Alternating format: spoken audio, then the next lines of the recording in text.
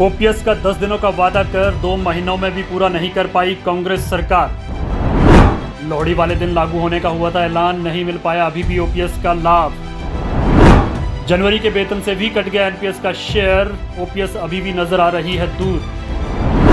कर्मचारी धर्मशाला में आभार रैली की कर रहे तैयारी, दूसरी तरफ ओपीएस नहीं दे पा रही है सरकार। अप्रैल तक भी ओपीएस का लाभ मिलना नहीं लग रहा है संभव, कर्मचारी फंसे असमंजस में।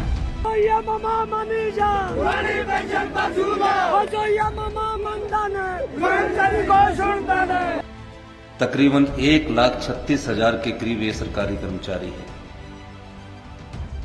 जिनको ओल्ड पेंशन स्कीम का लाभ आज से मिलना शुरू हो गया है। इसकी नोटिफिकेशन फाइनेंस डिपार्टमेंट आज या कल में कर देगा। कांग्रेस को सत्ता तक पहुंचाने वाला मुख्य मुद्दा ओपीएस लागू करना सरकार के लिए अब टेढ़ी खीर बन गया है। सरकार बनने के 52 दिन के बाद भी कांग्रेस अपनी पहली गारंटी ओपीएस को लागू नहीं करवा पाई है। उल्टा जनवरी के वेतन से भी कर्मचारियों का एनपीएस का शेयर कट चुका है, जबकि सुक्खू सरकार ने लोहड़ी वाले दिन से इसे लागू करने का ऐलान किया है। एक तरफ जहां कांग्रेस केंद्र से कर्मचारियों का एनपीए का पैसा वापस लाने के दावे कर रही थी, लेकिन एक बार फिर से कर्मचारियों की सैलरी से एनपीएस का शेयर कट गया है। ऐसे में ओपीएस की उम्मीद लगाए बैठे कर्मचारी असमंजस में हैं। जहां लोहड़ी के दिन सुक्खू सरकार के ऐलान के बाद कर्मचारी गदगद हो गए तो सचिवालय के बाहर नाच गाकर अपनी खुशी का इजहार किया था, लेकिन कर्मचारियों की यह खुशी अभी सच होती दिखाई नहीं दे रही, क्योंकि जब कर्मचारियों की जनवरी महीने की सैलरी उनके अकाउंट में आई तो उसमें सैलरी से एनपीएस का शेयर कट गया है, जिससे साफ नजर आ रहा है कि अभी ओपीएस लागू नहीं हो पाई है। बहरहाल दैनिक समाचार पत्र अमर उजाला में प्रकाशित खबर ने कर्मचारियों के एनपीएस शेयर कटने के मामले को उजागर किया है, जिसके बाद कर्मचारियों के चेहरे पर फिर से उदासी छा गई है। अमर उजाला में छपी खबर के अनुसार विभाग जनवरी का वेतन और पेंशन बनाने के लिए सरकार के अगले आदेश का इंतजार करते रहे। जब स्थिति साफ नहीं हुई तो फिर से एनपीएस की कटौती कर ली गई।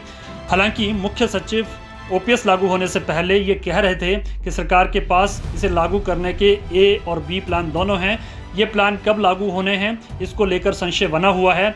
इस संशय का खामियाजा फिर से कर्मचारियों को भुगतना पड़ रहा है। आपको बता दें कि प्रदेश सरकार ने लोहड़ी वाले दिन से ओपीएस लागू होने की बात कर तुरंत अधिसूचना जारी करने की बात की थी, लेकिन इसके बाद महज एक संक्षिप्त ऑफिस मेमोरेंडम यानी एमओ निकालकर ही इसे लागू करने की बात की गई। मुख्यमंत्री ने कहा था कि छत्तीसगढ़ के फॉर्मूले को आधार बनाकर हिमाचल ने अपना फॉर्मूला बनाया है। ये फॉर्मूला भी कैबिनेट बैठक के 20 दिन बाद भी सार्वजनिक नहीं हो पाया। छत्तीसगढ़ में ओपीएस लागू करने के लिए जिस तरह विस्तृत अधिसूचना जारी हुई है, वैसी अधिसूचना हिमाचल सरकार के वित्त विभाग के अधिकारी अभी तक नहीं निकाल पाए हैं। ऐसे में ओपीएस की उम्मीद लगाए बैठे कर्मचारी असमंजस में हैं। यही नहीं, अप्रैल तक भी ओपीएस का लाभ मिलना संभव नहीं लग रहा है। हालांकि प्रधान मीडिया सलाहकार नरेश चौहान ने इस बारे में बताया कि ओपीएस को जनवरी के वेतन में लागू करने के लिए कहा था, क्यों लागू नहीं किया इसका पता किया जाएगा। उन्होंने कहा कि हो सकता है कि फरवरी के वेतन में एनपीएस की कटौती नहीं होगी। उधर ओपीएस लागू होने की अधिसूचना के बाद जहां धर्मशाला में आभार रैली को लेकर कर्मचारी तैयारियों में लगे हुए हैं, वहीं इस मामले में छाए बादल हटने का नाम नहीं ले रहे हैं। ओपीएस को लेकर क्या फॉर्मूला अपनाया जाता है, इसका सभी को बेसब्री से इंतजार लगा हुआ है। कर्मचारियों के वोट बैंक के बूते सत्ता की चाबी हासिल करने वाली कांग्रेस के लिए यह अग्नि परीक्षा बनी हुई है। इस अग्नि परीक्षा को कांग्रेस कैसे पार करती है, इस पर भी सबकी निगाहें टिकी हुई हैं। ब्यूरो रिपोर्ट, पहाड़ी हलचल।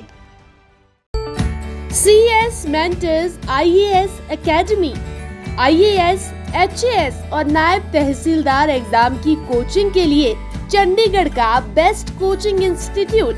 आज ही ज्वाइन करें।